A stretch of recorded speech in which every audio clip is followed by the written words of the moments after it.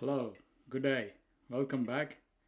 I hope you are enjoying learning with me with this embedded system on ARM Cortex M4 series. Today is day 17.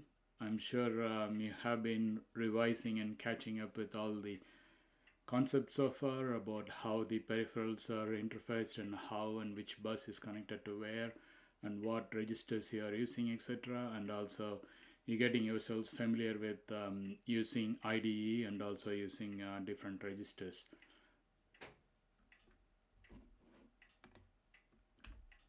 So welcome in. We are on day 17. We're going to learn today about system tick timer. This is the sections you will learn today. What is this tick timer and where it is used and how you can relate that to your program.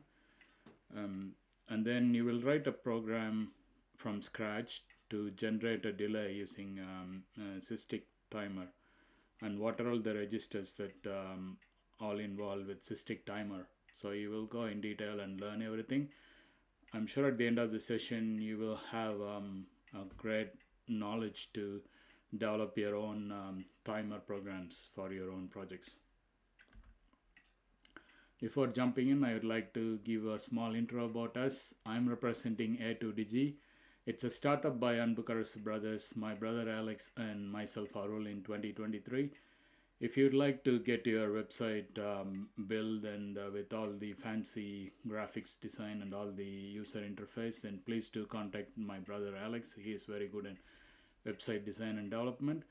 Both of us gathered over 20 years experience, and we would really like to put it out there to help you all out there so you can also be molded into a better professional. Our mission is to convey our experience and our knowledge to at least about 100,000 future professionals through our online courses.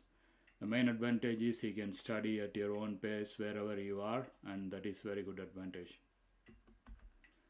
About me, I am Arul Prakash Anbukarasu. You can call me as Arul or IPA, as persistent as I would like to convey my knowledge and information and the experience that I traveled so far to you, so you would be able to be a better professional. Been working in 20 plus years in Australia, Italy, Singapore and India on all these industries, renewable energy sector in solar and wind, power systems that associated with lead acid batteries, network embedded systems that associated with ATMs, TCRs and POS, and banking automation systems and smart parking operations. So my expertise lies in these three: embedded systems, VLSI and project management. A small announcement to make before we jump in. I categorized into two categories. One is the YouTube viewers and the other is the internship professionals. In order to get a free certificate, you got to watch and view at least 25 to 28 classes, 28 videos the most. And part of YouTube regulations, the videos can't live there forever, so it has to be removed after 2 or 3 days. In case if you have missed a session a day, if you want to go and recap, you may not be able to do so. So that's why I strongly recommend you and advise you to join in one of our internship programs. And what will that do is to acquire UI internship certificate. Yes, that is worth a lot when you compare with others in the industry. When you land onto the first job working with senior engineers, they value this 30 days because you already put your hard work and learning all the basics and the fundamentals and also going through two major projects, so they will take this as an invaluable experience and they would be super happy to have you in the team. And also while you are in the interview queue, the interviewer would know the value about your worth spending to encouraged and get all this knowledge from. Not only that, you will get a separate login to log into our LMS portal, and you would be able to go through each and every day session, and at the end of every session when you click on complete, that will count as your attendance for that. Once you finish the whole 30 days, then the system will auto generate and produce you an internship certificate. Not only that, on top of that, you would be able to access to unlimited contents. That's our course materials, your source codes, other data sheet, reference manuals, etc. So you got no limit to it. And also you can pause the videos, you can come back and rewatch it again, or if you want to go back further few days back, you can also do so, because it's all yours to keep it, and you can watch as many times as you like. It's unlimited access. While doing so, if you get stuck in any of the process, please contact our backend team. They're a friendly, supportive team, and they would be able to assist you to move you further along in your learning curve. These are all the materials required. In case if you haven't bought it, please do contact Pantex Solutions. They are big in manufacturing, and they would be able to assist you to acquire you all of these boards for you and all these other materials and components, because the more you have practice on yourself hands-on, the more you will come up with finding small things that you miss in the first couple of times. So it's all in a learning phase for you. So as I keep saying earlier, the materials won't stop only here. You can take these materials, these components, and make your own design, make your own project. So the money is well worth spent. So please do contact Pantex Solutions. So shall we start to tick the time for today? I'm sure you are keen as me to see what the tick is involved, to hear the tick, like as you can see behind me. So that's one of a manual tick, but you're going to learn about the system tick today. Timer. What is SysTick? SysTick is found in all ARM Cortex microcontrollers, regardless of the silicon manufacturer. In any type of microcontroller, this is inbuilt function which it has in every microcontroller. And SysTick is used for taking actions periodically, often used as a time base for real-time operating systems. Basically, the system tick is a 24-bit down counter driven by the processor. So it has its own hardware related into the processor core. Generally, system timers are driven by processor core, which is connected to the registers via the interface to the microcontroller. So what is generally SysTick is? SysTick is usually to write a program to generate a delay or an interrupt at a fixed time. So if you want to write to a response to a certain allocated time, then SysTick is the key to go to.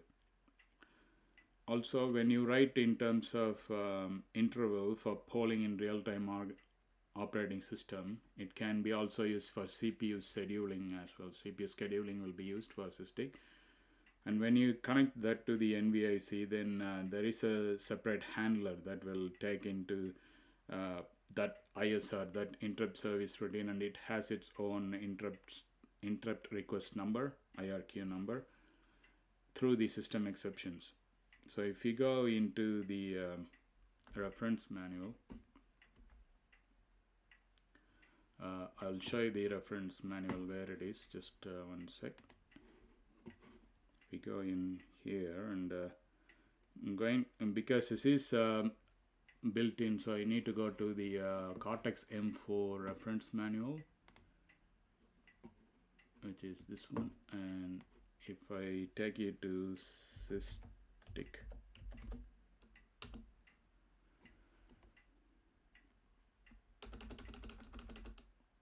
these are all some other registers which I will show you later, but I'm trying to get into the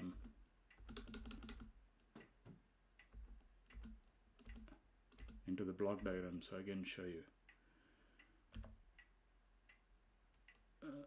So SysTick is an exception by the system timer generates when it reaches 0. So when the down counter starts to count, and when it reaches 0, then it sends you an alert saying it is going to be 0, and it generates a SysTick exception. In an operating system environment, the processor can use this exception as a system tick. So the system handlers can be in the part of like NMI, pend SV calls. So likewise, the system tick also is one of the fault exceptions handled by the system handlers. And that's where system tick sits in the vector table. It's just above the pend SV.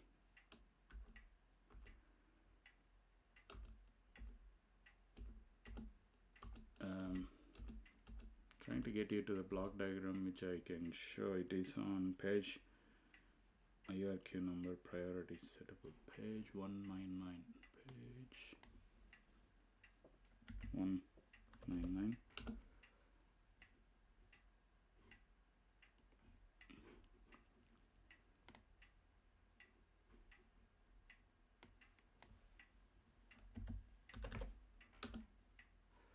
Okay, if you take this vector table in STM32F411, if you go, the system tick is on the type of priority settable and its priority is 6. So that's the address you got to use to program with.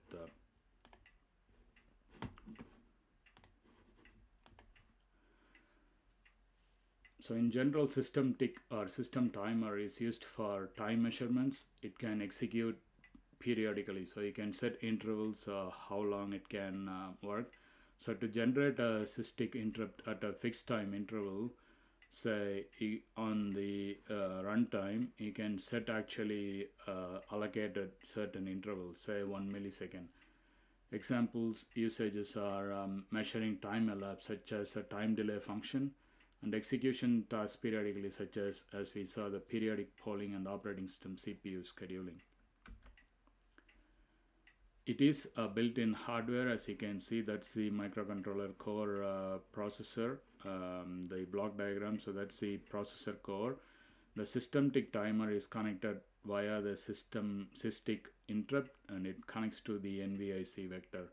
So periodically forces the to execute the ISR to the processor. So system timer is a standard hardware component built in ARM Cortex M.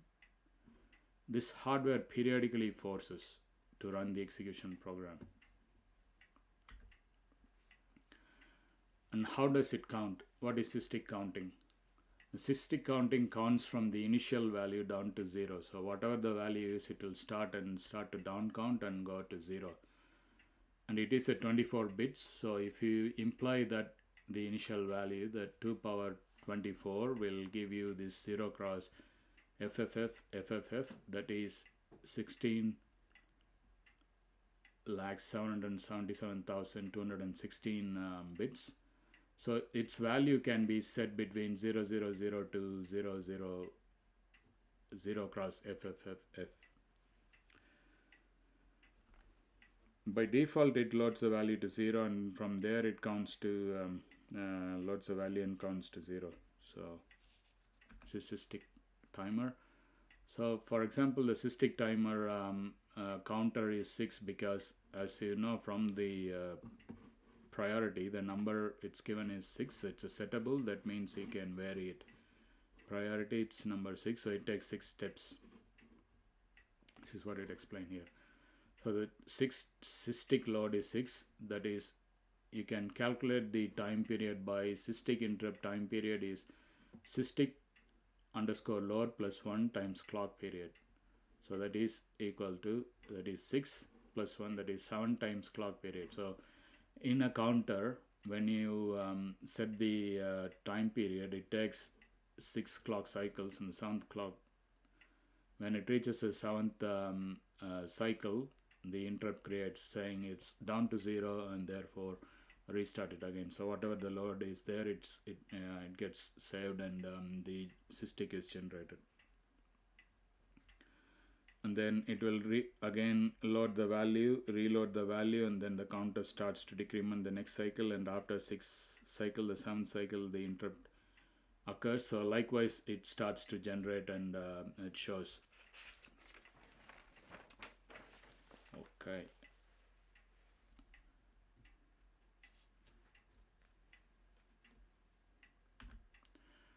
In order to program with systic registers, these 3 are the registers that you need to look for, and you need to program that one is the SysTick current value register. This register contains the current count value. The current value will be sitting inside this register. And the second register is SysTick control and status register, that is STCSR. This register allows us to configure the system clock source. You can enable it or disable the interrupts, and also you can, by using this register, you can also enable or disable the SysTick counter. Then you need to use a SysTick reload value register, STRVR. This register is where the initial count is placed. That's the initial count is placed. That's where STRVR will be. So this is the register where the initial count value is placed. Let's get into see each and everything. Before that, I will show you, if we go to the IDE, which I will show from the last program, I will just go to SFR. So window, show view, SFRs.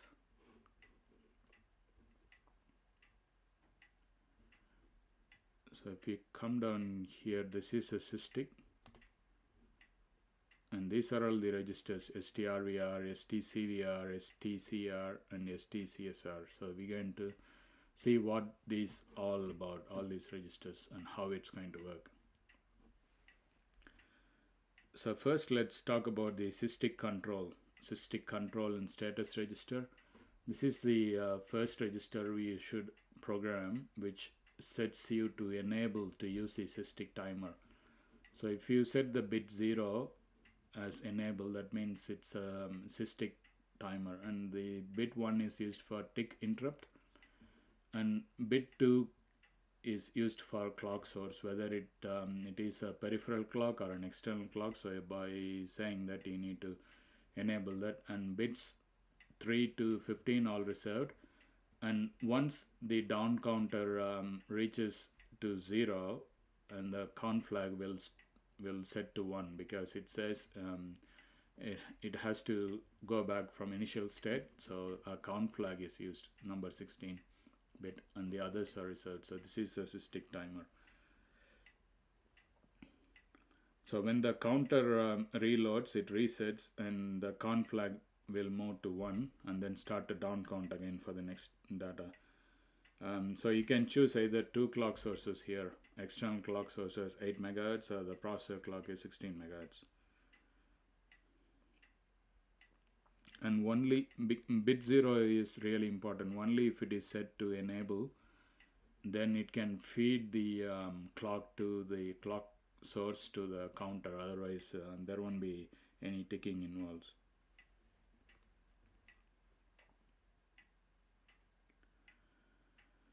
So based on the count flag and the tick int, based on the count flag and tick int, the SysTick generated, because it waits for that down count cycle, and once all comes down to 0, then that's when with this bit it will be enabled, and it will throw you a SysTick interrupt.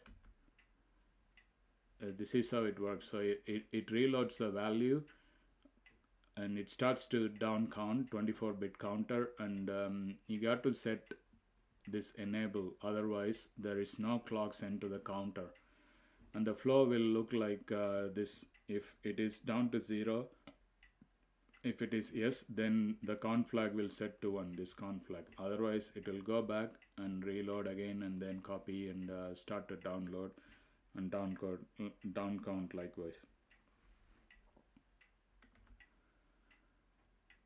And how this system control is done: so when you set enable, the tick int and the count flag determines when it reaches 0, and being it's an AND operation, it will throw you the interrupt request at that time, because that SysTick is done and next set of data is ready to go through, and that's when you get the generator. The enable and the clock source is connected to this AND gate, and that sends the clock to this counter. So the AHB clock, remember, we have to enable the ports that we are using, so I need to enable that clock, and that divides the external clock by 2, so you get 8 megahertz there, and the processor clocks comes through a 16 megahertz, and being input, it all sends to the data multiplex and sends to the data through the clock source, and this UND gets to the counter. This feeds the clock to the counter, and the reload value, once the counter reaches 0, the count flag will set to 1, and the second value will be loaded and start to down count, because as you know it is a full descending in this ARM Cortex M4, so that's why it decrements the down counter. So generally there are 4 registers that we talked about. We will be using it to program the SysTick control and status registers. SysTick control and status registers plays a major key, because you're going to set this enable to make sure telling the microcontroller that is a SysTick is used, and also clock source to tell which clock, is it a system peripheral clock or external clock, and then the count flag works with the tick int and checks both conditions, and if it reaches 0, then it throws the interrupt error, not error, interrupt request, sorry. Next is the SysTick reload value register. So this is where the value is kept from 0 to 23 bits, and this is the SysTick value, the current value register. The current value of that register is stored in between 0 to 23, and there is a calibration register as well. And bit 30 and 31 in the calibration register is used for calibration to skew and no reference. And this is the SysTick load value registers. As you know, it is a 24 bit, so the maximum it can count down to, it is 0 to 00FF, FFFF, that is 16,777,215. So the counter counts down from reload value to 0.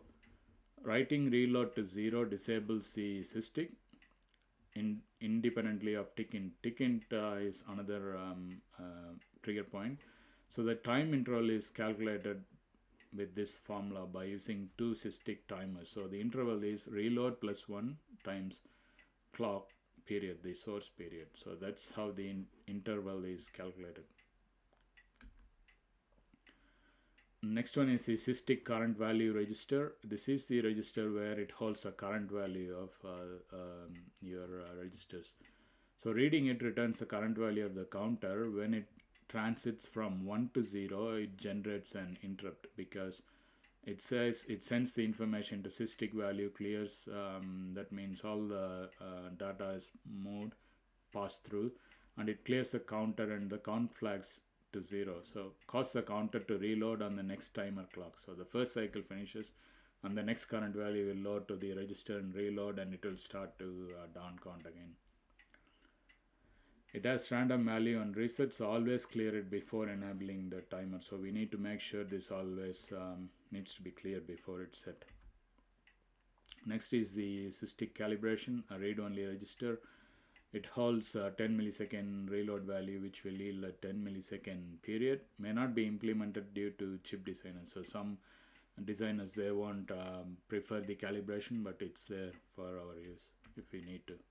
This is how the calculation is done for the computations for SysTick. So in this example, compute the delay achieved by loading 10 in the SysTick reload value, that is STRVR, given system clock. We are taking the system clock, in this case 16 megahertz. So the SysTick clock load equals 9. Written in the standard, CRIMSys standard, we write 9 although we want 10 because the counter starts counting from 0. So that's why it's 9. So it's 0 to 9. So the solution is, the system clock is 16 megahertz, so that is 16 followed by 60 cycles per second. So if it takes 1 second to execute 16 megahertz cycles, how many seconds will it execute to 1 cycle? So you calculate that 1 divided by the 16 megahertz will give you the total period of the time. So 62.5 nanoseconds. So that is 62.5 times 10 power minus 9. Then we need the systolic load of 10 cycles. So if you convert that to 10 cycles, that's 10 times 62.10 power minus 9, so that's 625. So it needs 625 nanoseconds to do the count value for loading a value 10. It needs 60 to 625 nanoseconds between one period to the next period. And further going in, the system clock is chosen as a clock source. So systolic load we know is the n. So if you want to achieve the delay, this is the formula you got to use. The delay achieved is n times 1 by sys clock. That is n divided by 6. Sys clock will give you the general delay.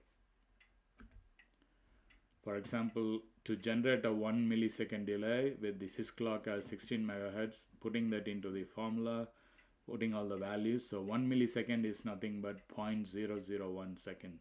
So that's milli is 10 power minus 3, so 0.001 second. So delay is n divided by sys clock. That is 0.001 equals n divided by 16 megahertz. So if you calculate for n, that comes to n value is 16,000. So you need to have 16 times generation of the clock for creating 1 millisecond delay. And this is a system clock. So there is two different clocks, a high speed external clock and a low speed external clock, and a high speed internal clock as well. So through the clock interface, so it gets in and generates with this help of this register. So let's move in and learn in the IDE. So I'll show you more. So these are all the documentations if you want to get more in-depth knowledge. So this is the ARM Cortex M4 reference manual. So if you go to this link, you can download the latest and you can go through it, and you can go through all the systolic registers in there. So let's get on to our programming today and learn about how we're going to use all the registers and how we're going to generate that time delay. So before doing that, I'll give you a short break. Once you come back, I will show you line by line how you can do that, and then we'll check the output. So go and enjoy that rest and stretch your arms and get the energy flow back, and I'll see you in a couple of minutes. So until then, just go and relax, and I'll see you in a couple of minutes. So see you then.